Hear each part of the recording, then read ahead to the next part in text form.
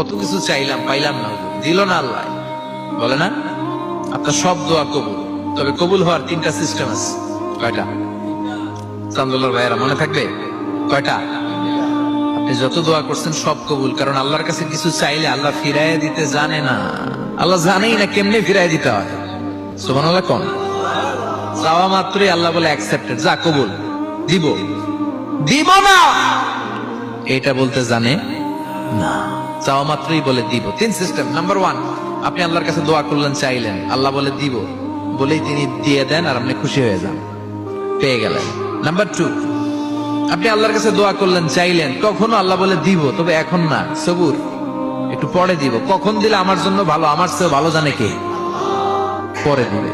Number 3, চাইলেন, দোয়া করলেন, আল্লাহ তখনও বলে দেব, তবে এখনো না, পরেও না, কিয়ামতের দিন যেদিন বিপদে পড়বে ওই দিন দেব। যেদিন তোর বাবা তোরে চিনবে না, তোর মা তোরে চিনবে না, বন্ধু বন্ধুরে চিনবে না, পীর সাহেব মুরিদরে চিনবে না, মুরিদ পীর সাহেবরে চিনবে না, ইমাম সাহেব মুসল্লিরে চিনবে না, মুসল্লি ইমাম সাহেবরে চিনবে না, কেউ কাউরে চিনবে না। ওই কঠিন দিনে তোরে আমি বাঁচাইয়া দেব।